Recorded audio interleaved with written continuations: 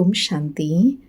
आज 17 अगस्त 2026 सोमवार के प्यारे बाप दादा के अनमोल मधुर महावाक्य हैं। आज की मुरली के सार में ज्ञान सागर बाबा ने ज्ञान सुनाने की विधि बताते कहा कि बाबा जो ज्ञान सुनाते हैं इसको तुम कहानी के रूप में सुनाओ। कहते हैं ना, एक था राजा एक थी रानी, ऐसे बाबा कहे सुनाओ। एक था बाबा एक था दादा। 5000 वर्ष पहले बाप ने दादा में प्रवेश कर ब्रह्मा कुमार कुमारियों को पढ़ाया था, वर्षा दिया था। अब वो फिर से आकर दे रहे हैं। और साथ में बाबा कहे बच्चे निश्चय भी करते हैं कि हम शिव बाबा के बच्चे भी हैं तो पोतरे भी हैं। तो अभी हमें ब्रह्मा द्वारा शिव दादे का वर्षा मिल रहा है। और कहा कि बच्चों को ज्ञान है कि ड्रामा निश्चित बना हुआ है, फिर भी बच्चों को लक्ष्य रखना है कि विनाश के पहले बाबा की याद में रहे कर्मातीत अवस्था को पाना है, पुरुषार्थ कर गलप करना है, उन्नति को पाना है। बाबा कहे अंदर सदा स्मृति रहे कि पुरुषार्थ का यही थोड़ा समय है, इसलिए विनाश के पहले अपनी अवस्था को अचल अडोल बनाना है। और उसकी विधि बताई कि बाबा कहते हैं तुम कर्म योगी हो, 8 घंटा यह सेवा करेंगे, 8 घंटा याद कर सको, इतना पुरुषार्थ करना है। याद करते रहने से विकर्म विनाश होते जाएंगे। इसको ही योग अग्नि कहा जाता है, इसमें ही मेहनत है। बाबा कहे गृहस्थ व्यवहार में रहते हुए भी सिर्फ एक बाप को याद करना है। और साथ में कहा अंधों की लाठी बनना है, सबको रास्ता बताना है कि बाप को याद करो, चक्र को याद करो और स्वदर्शन चक्रधारी बनो तो वर्षे के अधिकारी बन जाएंगे। और कहा कि अभी सब पर राहु का ग्रहण लगा हुआ है। राहु की दशा सबसे बुरी होती है, ऊंच ते ऊंच बृहस्पति की दशा होती है। मनुष्य ने सूर्य और चंद्र का ग्रहण समझ लिया है। वास्तव में बाबा कहे यह है मनुष्य आत्माओं की बात। यहाँ अभी मनुष्य पर 5 विकारों का ग्रहण लगा हुआ है। तो बाप कहते हैं इन 5 विकारों का दान दो तो ग्रहचारी उतर जाएंगी। मुख्य इसमें बाबा कहे देह अभिमान है। देही अभिमानी बन एक बाप को याद करेंगे तो ग्रहण उतरता जाएगा। सुनते हैं प्यारे बाप दादा के अनमोल मधुर महावाक्य। आज बाबा कहे मीठे बच्चे, बाप और दादा की भी वंडरफुल कहानी है। बाप जब दादा में प्रवेश करे तब तुम ब्रह्मा कुमार कुमारी वर्षे के अधिकारी बनो। आज मुरली से प्रश्न है, निश्चित ड्रामा को जानते हुए भी तुम बच्चों को कौन सा लक्ष्य अवश्य रखना है? उत्तर में बाबा कहे पुरुषार्थ कर गलप करने का अर्थात विनाश के पहले बाप की याद में रहे कर्मातीत बनने का लक्ष्य अवश्य रखना है। कर्मातीत अर्थात आयरन एज से गोल्डन एज बनना।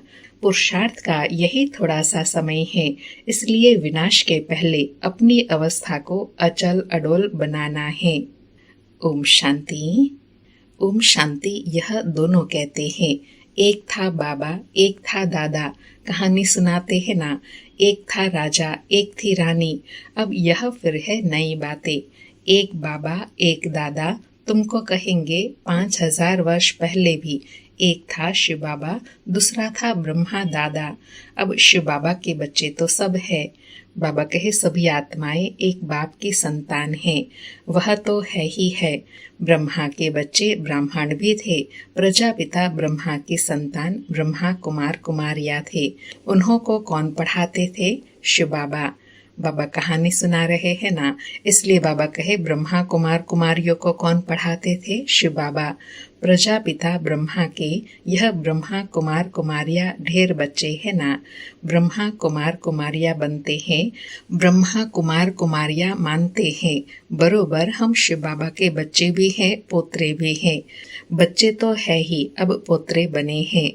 बाबा कहे बच्चे तो थे ही, भक्ति मार्ग में पिता के रूप में याद करते आए। अब जब पहचान मिली तो यह भी संबंध मालूम हुआ कि हम उनके पोतरे भी हैं, वह हमारा दादा है। बाबा कहे अब तुम आए हो ब्रह्मा द्वारा दादे से वर्षा लेने। अभी तुमको दादे से वर्षा मिलता है, जिसको शिव बाबा कहते हैं।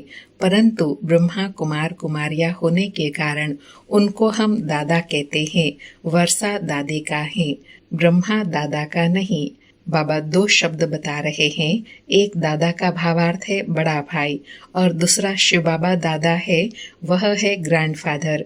उस रूप में हमें शिव बाबा से वर्षा मिलता है। बाबा कहे वैकुंठवासी बनने का वर्षा उस बाप से मिलता है, शिव बाबा से। आधा कल्प वर्षा पाते हो, फिर तुमको श्राप मिलता है रावण से, नीचे उतरते आते हो। जैसे कि ग्रहचारी बैठती है नीचे उतरने की। अभी तुम बच्चे समझते हो हमारी ग्रहचारी राहु की दशा पूरी हुई। राहु की दशा है सबसे बुरी। ऊंचते ऊंच बृहस्पति की दशा, फिर राहु की दशा बैठी तो 5 विकारों के कारण हम काले हो गए। अब फिर बाप कहते हैं दे दान तो छुटे ग्रहण। है तुम्हारी बात। बाबा कहे उन्होंने फिर सूर्य चंद्रमा का ग्रहण समझ लिया है। जब ग्रहण लगता है तो दान मांगते हैं। यहाँ बाप तुमको कहते हैं 5 विकारों का दान दो तो ग्रहण उतर जाएगा। इन विकारों से ही तुम पापात्मा बने हो। मुख्य है ही देह अभिमान। पहले ऐसे सतो प्रधान थे लक्ष्मी नारायण जैसे, फिर सतो रजो तमो बने हैं। 84 जन्म लिए हैं। यह तो पक्का निश्चय है। कौन सा पक्का निश्चय है? कि हम पहले देवता थे। बरोबर देवताए ही 84 जन्म लेते हैं। पहले उन्हों को ही मिलना चाहिए बाप से। बाबा कहे गाया हुआ भी है, आत्माएं परमात्मा अलग रहे बहुकाल, जब संगम पर स्वयं भगवान मिले। बाबा कहे बाप कहते हैं पहले पहले तुमको सतयुग में भेजा था, फिर अभी तुम ही आकर मिले हो। आगे तो सिर्फ गाते थे, उनका यथार्थ अर्थ अभी बाप बैठ समझाते हैं। सभी वेदों शास्त्र जप तप स्लोगन आदि जो भी है, सबका सार बाप बैठ समझाते हैं। बाबा कहे चक्र तो बिल्कुल सहज है। अभी कलयुग और सतयुग का संगम है। लड़ाई भी सामने खड़ी है। यह भी तुमको निश्चय है। किस बात का निश्चय है? कि सतयुग की स्थापना होती है। कलयुग में जितने भी हैं उन सबके शरीर खलास हो जाएंगे। बाकी आत्माएं पवित्र बन हिसाब किताब चुकत कर जाएंगी। यह सबके कयामत का समय है। आत्माएं शरीर छोड़ चली जाएंगी। यह तुम्हारी बुद्धि में अभी है। जब तक हम कर्मातीत अवस्था को पाए तब तक संगम पर खड़े हैं। एक तरफ है करोड़ों मनुष्य, दूसरे तरफ हो सिर्फ तुम थोड़े। तुम्हारे में भी कितने हैं जो निश्चय बुद्धि होते जाते हैं। निश्चय बुद्धि विजयंती, फिर जाकर विष्णु के गले की माला बनेंगे। बाबा कहे करोड़ों मनुष्य हैं, उनमें सिर्फ तुम थोड़ी सी आत्माएं हो, और उनमें भी जो निश्चय बुद्धि है वही विजय पाते हैं, अर्थात वही विष्णु के गले का हार बनते हैं। बाबा कहे एक है रुद्राक्ष की माला, दूसरी है रुंड माला। उस रुंड माला में छोटी छोटी शक्लें होती हैं। यह है निशानी। हम आत्माएं ही आकर फिर बाप के गले की माला के दाने बनेंगे। फिर यहाँ आएंगे नंबरवार। माला 8 की भी है, 108 की भी है, 16,108 की भी है। अब 16,000 है या 10-15,000 है, उनका कोई हिसाब नहीं निकाला जाता है।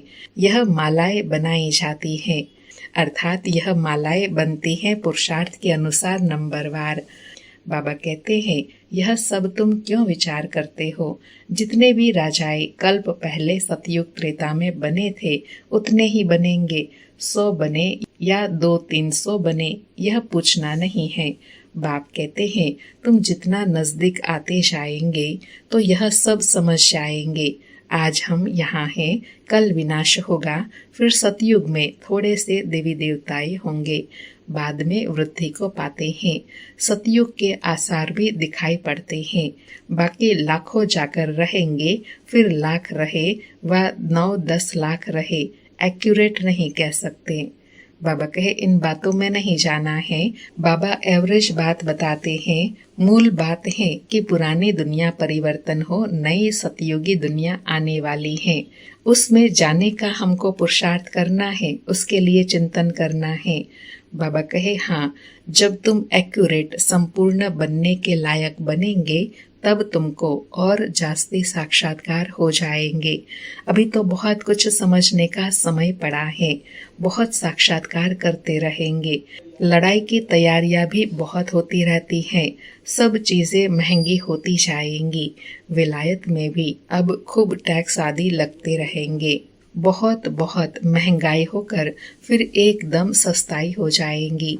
बाबा कहे सतयुग में कोई चीज पर खर्चा नहीं होगा, सब खानियां आदि भरपूर हो जाएंगी। नई दुनिया में वैभव बहुत होते हैं। लक्ष्मी नारायण के पास बहुत वैभव थे ना। श्रीनाथ द्वारे में भी मूर्तियों के आगे भी कितने वैभवों का भोग लगाते हैं, वहाँ बहुत माल बनाते हैं और खाते रहते हैं।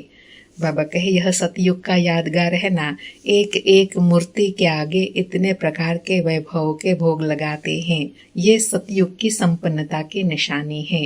बाबा कहेंगे हम देवताओं को भोग चढ़ाते हैं, कहेंगे देवताओं को भोग नहीं लगाएंगे तो वह नाराज हो जाएंगे।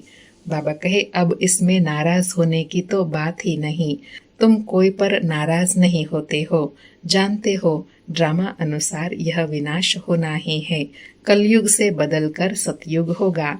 हम ड्रामा को समझते हैं कि ड्रामा अनुसार अभी नया चक्र शुरू होना है। तुम भी ड्रामा के वश हो, ड्रामा अनुसार बाप भी आया हुआ है। ड्रामा में एक मिनट भी नीचे ऊपर नहीं हो सकता है। जैसे बाबा आया हुआ है, तुमने देखा कल्प बाद भी हूबहू ऐसे होगा। शास्त्रों में तो कल्प की आयु लंबी लिख दी है। अभी तुम बच्चों की बुद्धि में है, बरोबर विनाश सामने खड़ा है। अभी तुम गैलप कर रहे हो, जानते हो बाप को याद कर हमको कर्मातीत अवस्था को जरूर पाना है, अर्थात आयरन एज से गोल्डन एज जरूर बनना है। अभी अगर पुरुषार्थ नहीं करेंगे तो पद भ्रष्ट हो जाएगा। हे आत्माएं, अभी तुम पतित बन गई हो। बाबा स्मृति दिला रहे हैं कि हे आत्माएं, तुम पहले सतो प्रधान थी, अब पतित बन गई हो, अब तुमको सतो प्रधान पावन बनना है। बाबा कहे यह भी जानते हो बहुत किस्म के आएंगे, जो और धर्म में बदली हो गए हैं वह निकल कर आते रहेंगे, आकर अपना पुरुषार्थ करते रहेंगे, बाप से वर्षा पाने। ब्राह्मण धर्म में आकर फिर देवता धर्म में आएंगे, ब्राह्मण धर्म में नहीं आएंगे तो देवता धर्म में कैसे आएंगे। इसलिए बाबा कहे पहले तो ब्राह्मण बनना है, ब्राह्मण बनेंगे फिर देवता बनेंगे। बाबा कहे ब्राह्मण दिन प्रतिदिन वृद्धि को पाते रहेंगे, देखेंगे विनाश सामने आ गया है, यह तो ठीक कहते हैं। बाबा कहे फिर वृद्धि होती जाएंगी, ब्राह्मणों का जाड़ वृद्धि को पाकर फुल हो जाएगा, फिर वापस जाएंगे, देवताओं का जाड़ बढ़ेगा। अभी तुम संगम पर राजयोग सीख रहे हो। इस संगम को कल्याणकारी युग कहा जाता है। संगम का ही गायन है। कौन सा? गंगा सागर का मेला दिखाते हैं, अर्थात ज्ञान सागर और ज्ञान नदियां अभी संगम पर मिलते हैं।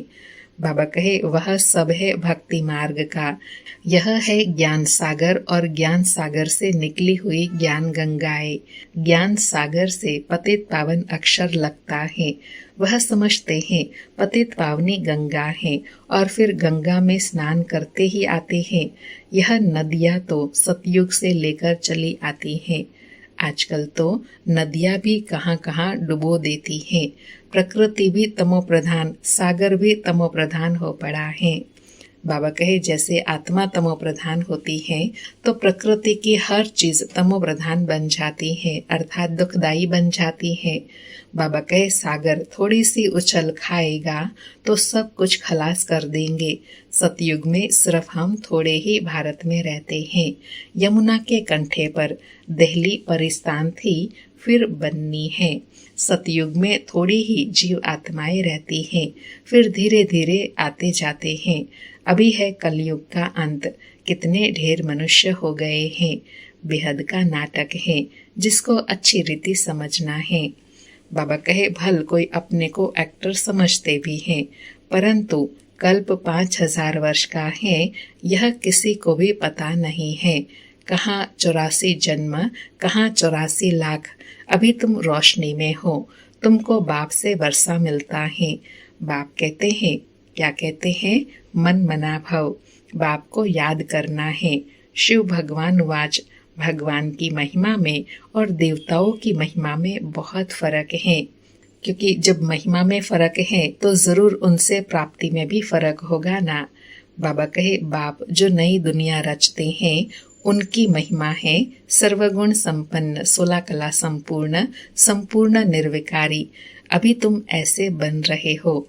बाप की महिमा और इनकी देवी देवताओं की महिमा में रात दिन का फर्क है। यह राजयोग है ना, गाया भी जाता है। भगवान राजयोग सिखलाते हैं। वह है निराकार, तो जरूर निराकार से साकार में आना पड़े। भगवान की इतनी महिमा है तो जरूर आना पड़े। उनका जन्म दिव्य अलौकिक है और किसी का दिव्य जन्म नहीं गाया जाता। यह भी बच्चों को समझाया है। क्या समझाया है? एक होता है लौकिक बाप, दूसरा है पारलौकिक बाप, जिसको ही भगवान कह याद करते हैं, और तीसरा है अलौकिक बाप। यह फिर वंडरफुल बाप है। जब पारलौकिक बाप बच्चों को अडॉप्ट करते हैं तो बीच में यह अलौकिक बाप आ जाता है। प्रजापिता ब्रह्मा के कितने ढेर बच्चे हैं। शिव बाबा आकर ब्रह्मा द्वारा तुमको अपना बनाते हैं। कितने ब्रह्मा कुमार कुमारियां बनते हैं। लौकिक बाप को तो करके 8-10 बच्चे होंगे। अच्छा, शिव बाबा भी है पारलौकिक बाप, उनके तो अनेक बच्चे हैं। सभी आत्माएं कहती हैं हम सब ब्रदर्स हैं। बाबा कहे, अब इस संगम पर फिर अलौकिक बाप मिला है। यह ज्ञान तुमको वहाँ सतयुग में नहीं होगा। प्रजापिता ब्रह्मा बाप मिलता ही तब है जबकि बाप आकर नई सृष्टि रचते हैं। तो यह अलौकिक जन्म हुआ ना, इनको कोई समझ नहीं सकते। अर्थात अलौकिक पिता का पाठ ही तब होता है जब पारलौकिक पिता आते हैं। वही आकर अलौकिक पिता की भी पहचान देते हैं। तब तक उनको कोई नहीं जानते। बाबा कहे, वह लौकिक, वह पारलौकिक, और यह है संगम युगी अलौकिक बाप। लौकिक बाप तो सतयुग से लेकर होते ही आए हैं। पारलौकिक बाप को वहाँ सतयुग में कोई याद नहीं करते। वहाँ होता ही है एक बाप। हे भगवान, हे परमात्मा कहे याद नहीं करते हैं। फिर द्वापर में जब भक्ति मार्ग शुरू होता है तब बाप 2 होते हैं। संगम पर है 3 बाप। प्रजापिता ब्रह्मा भी अभी मिलता है। अभी तुम उनके बने हो। जानते हो? क्या जानते हैं? यह अलौकिक बाप है ब्रह्मा। अभी तुम इन बातों को अच्छी रीति जानते हो और याद करते हो। अपने को आत्मा समझ बाप को याद करो। सतयुग में याद करने की दरकार ही नहीं। दुख में पारलौकिक बाप का सब सिमरण करते हैं। यह तो बिल्कुल सहज बात है। कहे, सतयुग त्रेता में एक बाप होता है, द्वापर में 2 बाप होते हैं। इस समय तुम अलौकिक बाप के बच्चे बने हो, जिस द्वारा तुम वर्षा लेते हो। तुम बच्चे ही ब्राह्मण बनते हो, फिर देवता बनेंगे। विनाश भी तुम्हारे को ही देखना है। अर्थात बाबा कहे, परिवर्तन भी तुम ही देखेंगे और फिर नई दुनिया में भी तुम ही जाएंगे। बाबा कहे, जो तुम इन आँखों से देखेंगे, बॉम्ब्स छोड़ेंगे, मनुष्य मरेंगे ना। जापान में भी बॉम्ब्स छोड़ा, देखा ना मनुष्य कैसे मरे। अब यहाँ लड़ाइयाँ लगती रहती हैं।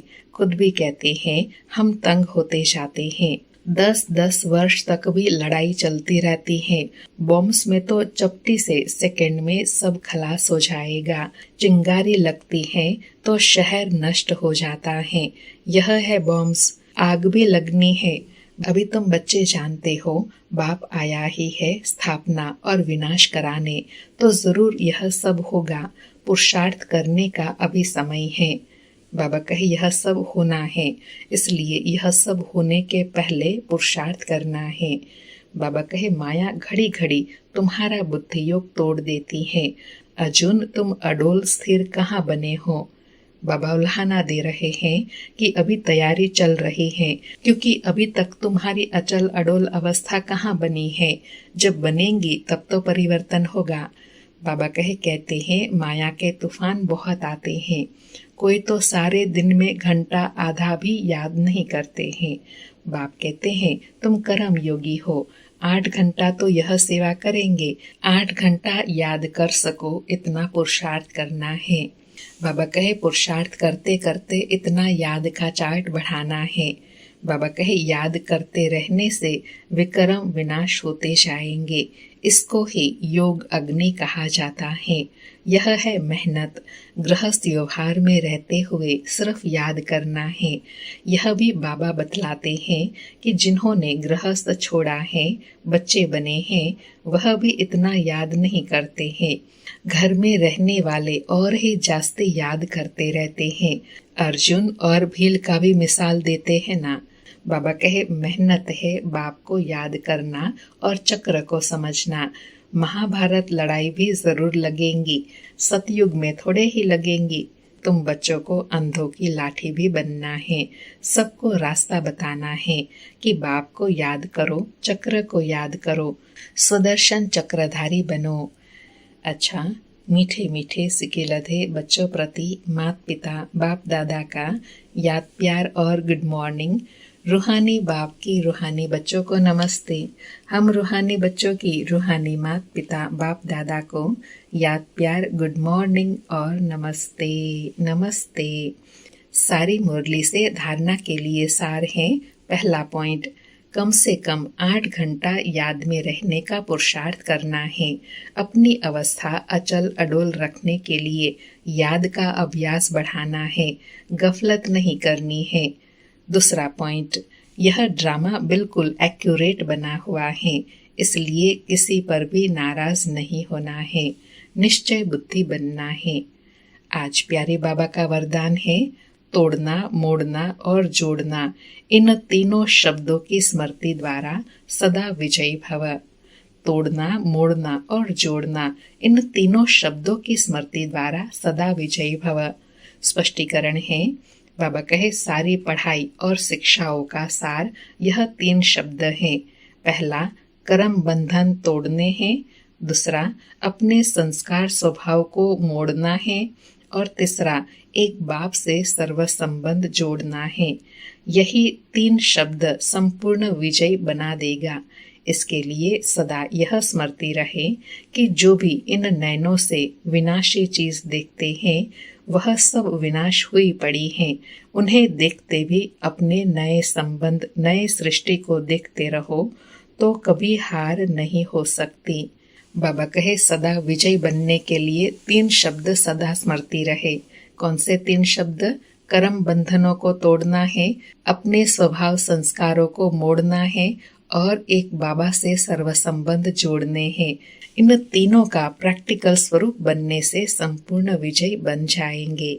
आज का स्लोगन है, योगी की निशानी है सदा क्लीन और क्लियर। आज के अव्यक्त इशारे हैं, अपवित्रता के अंश को भी समाप्त कर संपूर्ण स्वच्छ पवित्र बनो।